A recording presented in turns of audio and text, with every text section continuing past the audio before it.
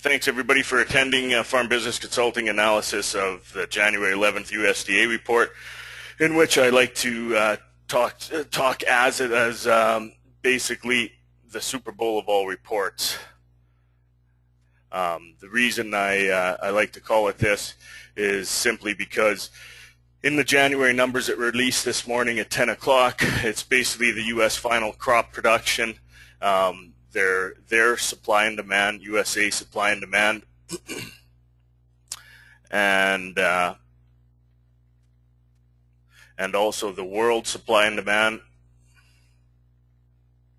That's an ugly W, but and plus we also have the first look at the world ending stocks, which was basically pretty bullish, well, fairly bullish. It wasn't that bullish at the beginning, but the trade seemed to react a little bit differently to it as all three major crops were down. So basically, it's the first time this year that we get some of these final numbers in. Plus, we have a regular monthly WASDE report, World Agricultural Supply and Demand estimates. So again, with that, there's about 5-6 reports that are all combined into this one report that came out this morning at 10. So I know it's going to get a little bit jumpy, but the reason being is I'm just going to go back to my website, and for those of you that have access to this, under the good reads, you'll notice that I already have the USDA report loaded up. And I'm going to talk on the report before I get back to my presentation and just point out a few highlights with the estimates here. One thing we saw, I'm going to let you read through this at your own time as far as the words part of it. As you know, I'm more of a numbers guy. So again, here's basically all 5 reports that came out this morning, all rolled into one little table. Hopefully it isn't too hard for those of you that have glasses or eye problems. I mean, this is about as best as I can make it look in the basically 2 hours that I had to put this together. So one thing I want to point out is the USDA moved its report times from 8:30 Eastern time to 12 Eastern time starting January the 1st. So of course this was the first report that came out in this time frame, and basically the markets trade for 22 hours per day during Monday to Friday sessions. It actually starts Sunday, and I'm going to start using mountain time because all of us are mostly on mountain times except for you Saskatchewan guys, so you can add, subtract 1 hour, whatever you've got to do on your end. But basically Sunday at 4 p.m. Mountain Standard Time is when the trade opens, and then Friday at 2 p.m. is when it closes.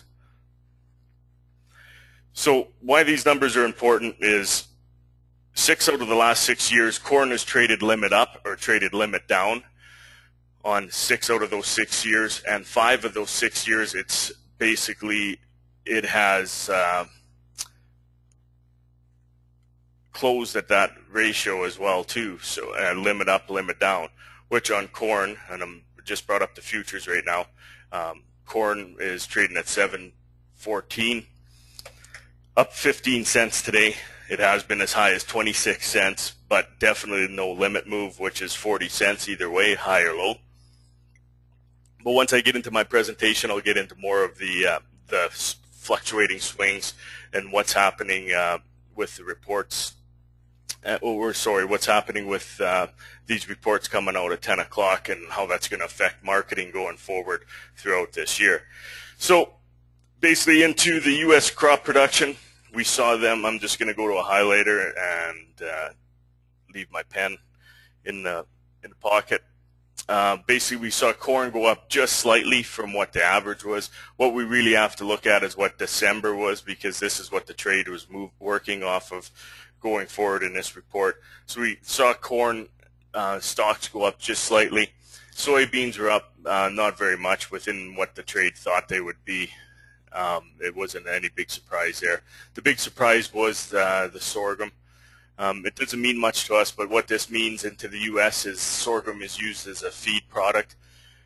And when there's less sorghum, then that means they have to use corn, or they have to start using their wheat as feed. So that's why that's important. One of the other parts of this report that came out today was the first look at the winter wheat acreage. Of course, we have no December estimates, but we do have what the trade thought it was going to be. Last year we saw what's really important to us is hard red winter wheat. And we saw last year 29.9 million acres in the ground, and this year there's only 29.4. Now, why this number is crucial going forward, if it isn't in the ground, it can't grow. And what most analysts that I've been reading on Twitter or DTN is they figure that this number is likely going to go down by anywhere from 5 to 8%. And again, why that's crucial, 5 is 2 million acres, and 8 is obviously 3.2 million acres. And that's simply because of the U.S. drought. When the wheat starts coming out of dormancy, it's going to be affecting how much is going to be plowed under and put into one of the other crops, whether it be corn or soybeans, or basically going forward, what their crop looks like will determine what farmers will be making their plans in the next couple months with the poor crops. And trust me, there are poor crops. It's probably the worst winter wheat crop in the U.S. in the last 25 years, which should be no surprise because they're coming out of one of their worst droughts in the last 30 years last year. So, of course, with winter wheat being planted in September, then, of course, it was planted in the drought conditions. So, so much for the theory of you see it in the dust, your bins will bust. Under the quarterly stocks, this is the one that's really important going forward, and what usually drove the January report to limit up, limit down on corn. And we saw why corn was up 15 cents this morning is simply because from their December, or sorry, from their September estimate for their carryout, this will affect it accordingly.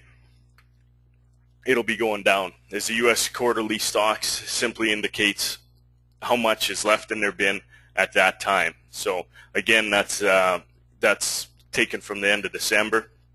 This is very similar to when we talk about StatsCan, when they take our canola numbers, when they take how many canola acres are seeded in the spring. They do that report at the end of May when they're still June plantings. So this is basically should be one of the final numbers that the trade will have to work at in their supply-demand tables. We saw beans come in. Average trade estimate thought it was going to be right around 1.985, and it came in at 1.965. So again, another bullish number, not quite as bullish as what corn is. Wheat was the real big surprise, as everybody expected wheat to actually go up. And we actually see wheat at 1.659. So, I mean, down slightly, but once we get into the world stocks, you'll see why that's important on the wheat front. U.S. crop yield, again, where this number came from for the 10.78 increase, it came from basically the corn number going up in December. USDA told us it was 122.3. and it ended up 123.4, so a 1.1 bushel per acre. And when you have 96.3 million acres in the ground, of course, that's where we get the extra stock from. But they also have stronger exports and domestic use, so corn in that front has actually lost ground. The real big determination now is how much is in the bin, because the U.S. farmers put up 1.9 billion bushels of storage in the last 10 years, and they're getting more onto our Canadian motto of having to store the grain and then sell it in a timely fashion when you want to, not actually putting it into the commercial system, the grain companies, and letting them hold on to it for you. So soybeans yield stayed the same, so of course there's no big change there. Now we get into the world's stocks, and again, why this number starts to get important in the world is because we're just getting into the end of how many crops or how many acres were planted in South America, plus the Australian yield is being determined right now as well too. So with the world-ending stocks, we saw coarse grains come down, and they're down -2, basically a -2.5 in corn.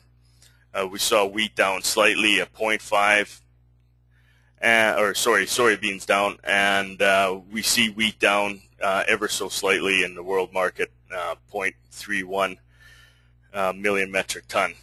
So this is where, at this time of year, why we always get into any kind of weather scares, because nothing has really gone up, as you can see, from December to January. Now it's a weather-sensitive market, and that's why trend-wise we tend to get more of weather explosions in the mid-January to end of February time frame, because this is when a lot of the yields are being determined. What we did see is soybeans go up in Brazil. It offsets the, I believe that's why soybeans are down a bit this morning, is Brazil went up, as you can see from the December report, but they are basically offset by the losses in Argentina. Argentine soybeans right now, from what I hear, 10% were lost to flooding, so I can't see how, if in December we were still sitting at 55 million metric ton, they haven't dropped 10% from there, which would be 5 million metric tons. So this is the first of the world production reports that comes out, and this will be this sets the tone for any corrections later on in the spring due to weather. Brazilian corn, we see that go up, and we see Argentine corn go up slightly. So again, that's why it's offsetting the strong demand in the U.S. is because it is being offset. It is being offset by the South American crop. Australian wheat. Now, I asked one analyst this morning I was talking to why they haven't lowered Australian wheat because of the drought impact there. And again, he said this report being taken the end of December, they haven't really seen that kind of weather pattern shape up to influence USDA yet. But I would submit to you that this is probably best case scenario, 22 million metric ton. From what I'm reading and hearing on Twitter, we're probably going to see this sub 20.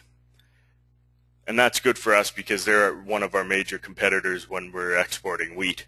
No revisions to Canada's wheat is all. As you see from last year, we produced nearly 2 million metric ton more wheat. And again, that's why it's slow going on wheat sales right now. So that's it for the report. And what I'm going to get back into now is my presentation. So here is basically to really bore some of you. I'll try to do my best to keep it quick. Here is an actual supply-demand table, and what is important is basically these numbers at the bottom, stocks-to-use ratio. This is what the world looks at. This is what any trader worth anything looks at. And you see every stocks-to-use ratio is either right on last year's or below. And again, that's why I believe we see a little bit of buoyancy in the market. And, you know, we may have seen some of the lows set in on some of these crops and only rallies higher from here. So why this is important is this from the USDA this is one of the numbers they can't flub because it's actual export and feed numbers. And we see it very similar to Canada as we see their feed numbers their feed numbers at 4.4, and we're looking at their ethanol is at 4.5. And why this is important is in the December report it was only 4.1 for the feed. So this still shows that even at $6.80, basically from December 1st to today, it's traded anywhere from $7.50 to $6.80 is what the corn price has been. they're still feeding corn in the States. So again, that's why I believe wheat had to come down in the States in order to make it more competitive, and again, that's going to be used more. It's reflected a little bit in wheat in this report that the feed use has gone up again from December of last year, or from this, well, yeah, December of last year, but also, oh, let me just clear this out here.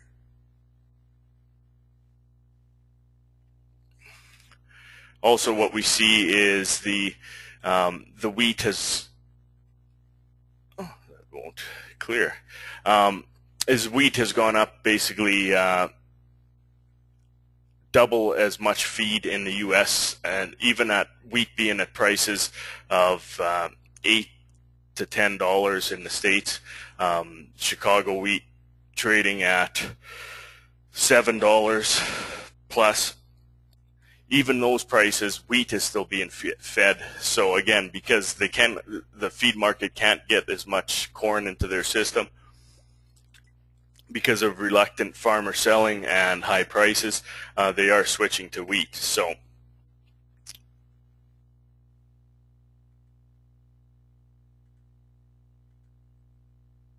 okay, I'm just gonna try clear this. There we go. Okay, so back into the soybean numbers, and this is why beans will be very jitterish on any South American weather that'll be coming at us here in the next 6 weeks. Is stocks to use ratio basically drops from last year 1%. That's a large number. Again, what'll happen is from last year's number in corn, that's down 2%, and just about 4% in wheat from last year's number. So again, bullish in just about every crop, and that's why it's important going forward that basically a person sells any weather rally that there may be, and you know, there's going to be highs and lows. Again, I'm just an analyst, so trying to tell you exactly where the tops and bottoms are. Nobody will ever do that. I can only analyze the numbers and tell them what that'll mean for you. So again, of those reports I said that came out this morning, 2.5 hours ago, the WASDE report, World Agricultural Supply Demand Estimates, bullish on corn, neutral wheat, and beans. So that's basically getting back to the futures market. That's basically what has transpired. Is anything green here is up, anything red is down. We see beans down 11 cents, corn up 16, and wheat up basically 11 cents across the exchanges. So that's what's happened because of that report.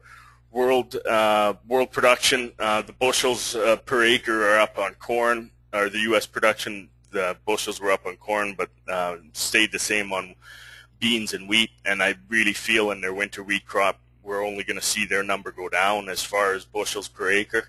So very interesting. Wheat is one of those markets that it shot up right after this report, basically 25 cents. So traders have been reluctant to put any money into it because the U.S. has been slow exporting it. But if in 6 weeks to 2 months it looks like they aren't going to have much of a crop, the trade will be flowing money back into their wheat. U.S. winter wheat acres, bullish on hard red winter. I already went through why it's bullish. You know, it's still to be determined of the crop that does survive coming out of dormancy. It doesn't mean it's going to be even close to average. It's what the percentage is going to be from average. And the world acreage estimate, better crops in South America, but weather concerns loom. So I went through that as to the South American crop, and it's always this time of year where they can get some heat waves. So I know we're Canadian. Why am I talking about corn? Corn is really what's driven the market for the last 2.5 years, and it's been U.S. corn. Nothing more, nothing less. I mean, they're actually importing corn in the summer into the States because they weren't sure how much they were going to have because of the drought. So that's how important corn is. Basically, there is only enough corn in the system to last 22 days. So if an atomic explosion went off in the Midwest, they would only be eating corn-based products for 22 days. So that just tells you why myself and other analysts are always talking about corn. But one thing I want to point out here is the blue line is a trend line for acres. As we see acres go up, and I've always talked about this, is more acres doesn't necessarily mean more yield. So this is acres, this is yield. Kind of looks like a 4, but trust me, it's yield. And we see since basically 2008 to present day, we've only seen this number go down. Main reason for that, and very similar to Canada, how we had 2 million more acres in the ground last year, but we only produced roughly about 500,000 metric ton more than the previous year, is these aren't good acres. When these acres go up, the bushels per acre, when these acres go up, simply it doesn't mean there's going to be more, because they go on land that probably shouldn't have it on there. And again, I think we're going to see this in the States, that everybody's going to be talking about potentially upwards of 99 million acres. I don't think we'll see that this spring. I think the farmer, just like up here, is smarter than traders, and I think they're going to see that they're not being that much profitable at corn. At if their average is 123 acres for every good 175 bushel crop out there, there's likely one right around the 50 to 60 bushel crop as well. So those guys are smart enough. They're going to switch to a soybean. Depending on what's driving the market, could be cotton, but they will be switching out of their corn acres, and I don't think we're going to see corn acres go up again this year. Or sorry, we could see corn acres go up, but I don't think we're going to see it go up enough that's really going to influence the trade to say, oh my God, the U.S. is seeding 98 million acres, because they're still dealing with a drought situation in the States, in their corn growing areas. And everybody's learned their lessons that more acres doesn't mean more yield down there, especially when we come to the weather. And I mean, that's something those of you that have been farming for some time know, that you can put it in the ground. You can do the best. You can have the best marketing plan. You can have the best agronomy plan. You can have the best deal going with your accountant and your banker. But if you don't get rain, or if you get too much rain, or if you don't get sunshine, or you get too much sunshine, that's really what determines what your crop's going to do. Last year we saw almost perfect weather in Western Canada, and then because of the drought, we saw disease blow up from the States, and that trimmed yields anywhere from 5 to 15% across the board. So anyways, in conclusion, corn bullish, while exports are lacking slightly. Domestic use is on the rise. Now, if corn was to ever test its Fabriconi low or 50% retracement, which it's a big technical term, but why that's important is if it was ever to do that, we'd be looking at corn back down around $6.30 a bushel. So hopefully it doesn't, but again, it looks like maybe this could be the report that turns the uptick back to, or the chart back to an uptrend motion. So soybeans, bullish in the short term. Really, there's going to be a big acreage battle going forward. That fires up. The next big report out from the USA will be in March, and it'll be their seeding intentions. So that's going to be the next battle after that report comes out. As again, what I've talked about here today is there's some acres that are on the fence that can go either way. And I'm always happy to see corn go back up to $7.50, because then $14 soybeans are too cheap. If you want to entice, it's basically a 2.27 conversion factor is what I use. So basically, if you want to entice more soybean acres, it's got to be 2.27 times more than corn. So wheat, we're going to get a bounce in April, May, then again in July. But hopefully holding on to wheat that long will pay off. Again, I can't emphasize enough how drastic the winter wheat situation is in the States. The trade just hasn't focused on it. And when they don't focus on it, the market trends down. plain and simple. And what this means for canola, our supply and demand table, I didn't go through it here today because it wasn't a Canadian report, but it is tighter than American soybeans, no doubt about it. Again, I don't have to show you that. You just got to use common sense as to why are beans down 11 cents this morning and canola's up $1 a ton. So that should tell you enough. It wasn't drastic enough that they're just taking some profit in soybeans, again, gearing up for the rally up to $15 again. But the Canadian traders are just too smart. Nobody's selling at these levels, so they can't push it any further down. And again, our supply demand is very tight. Everybody I talk to, very little left in the system. There's some left on contracts to come in, but crush is still growing strong in Canada as well. So again, it doesn't matter that we didn't get a crushing plant built around Red Deer. It's as long as there was better than one being built around Red Deer as there's two built around Yorkton, Saskatchewan. And what that does is it creates more demand in Canada, so we don't have to rely on exports. Australian weather, that could be big for canola as well.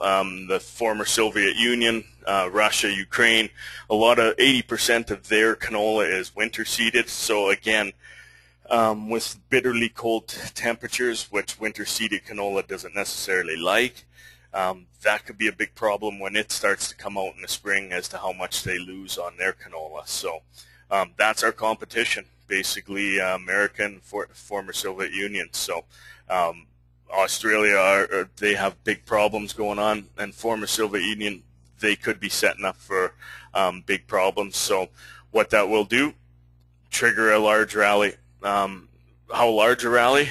That's, I don't know. Trading range right now is 575 on canola for a low and 625 for a high.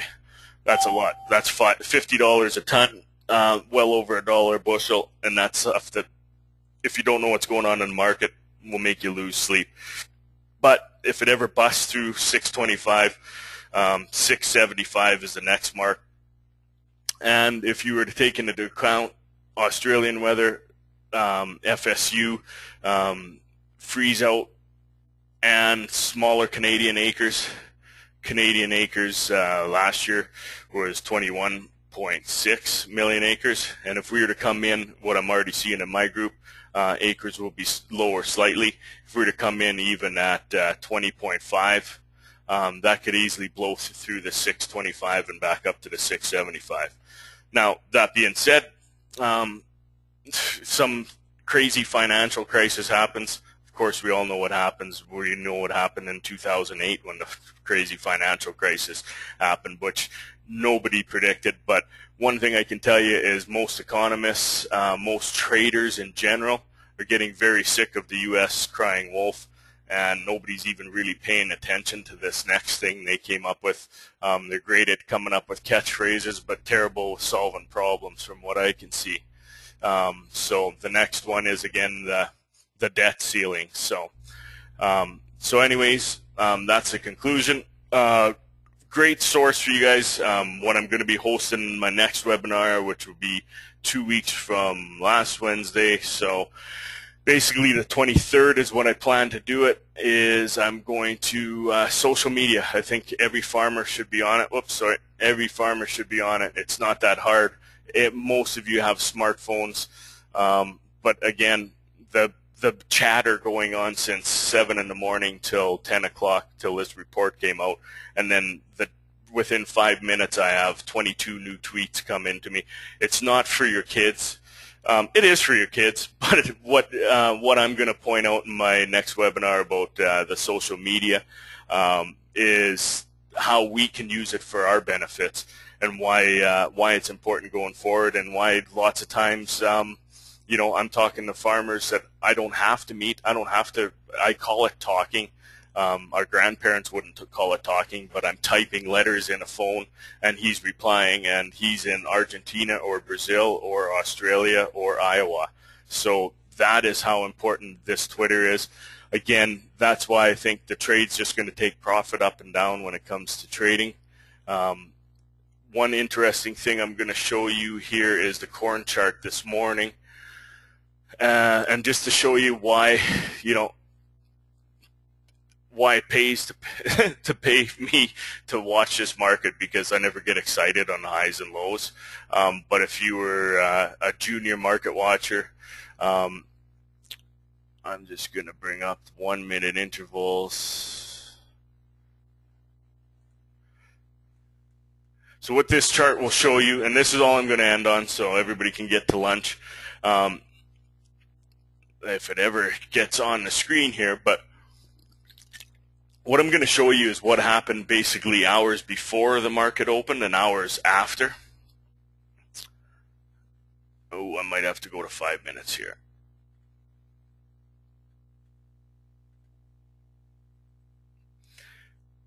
And why I pulled up corn is because corn this morning was down hard 15 cents.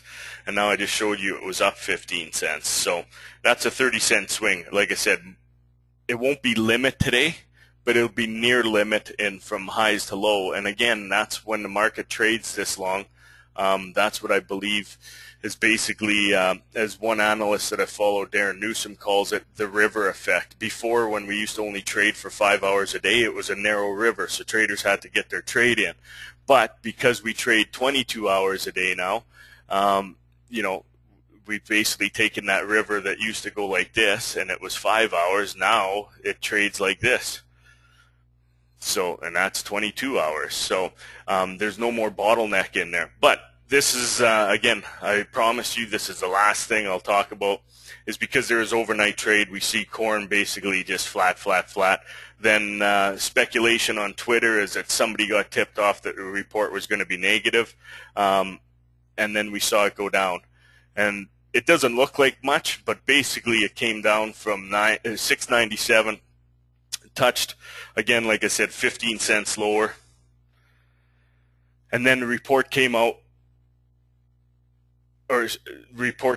and then it just took off.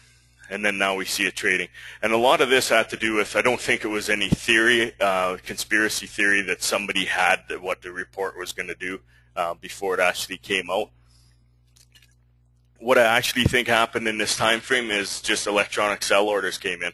Is that when there's so much volume being done in the trade, all it takes is basically the volume to go up, and I'll show you what I'm talking about, is volume to go up, and then a lot of these electronic orders will start kicking in.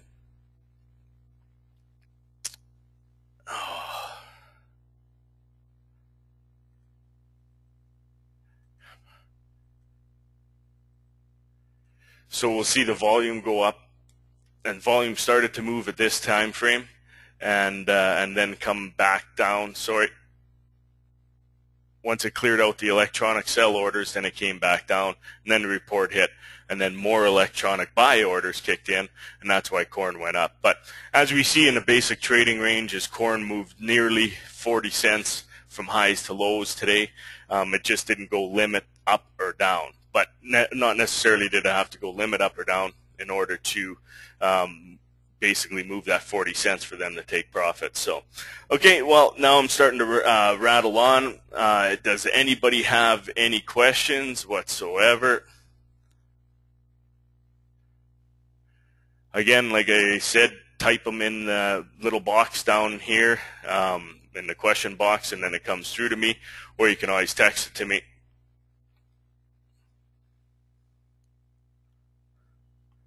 I'm just reading questions on the text here. And, okay, well, I'm just going to try shorten the question. Basically, producers asking, will this report move wheat quicker out of Canada? And no, it won't. This basically, if you still got wheat in your bins, plan on moving it probably the same time we always moved it when we moved it to Canadian Wheat Board, because that's when they sold it, is it'll be May, June delivery into the system. Could even be some April delivery, but again, going back to what I said before, basically on a couple other slides, the wheat market. April-May market will be the selling opportunity. So that's wheat in a nutshell. Again, it has to do with the problems in the world will be known by then. It just won't be hypothetical. It'll be real numbers. So, and that seems to be it for questions. So I want to thank everybody for joining the meeting, attending the meeting, and for those of you watching later, again, you can always watch it under the webinar section of the login of the website. And if you've got time over this cold weekend, you can go through some of the previous webinars that were held back in December. So thanks everybody for attending, and we'll talk to you soon.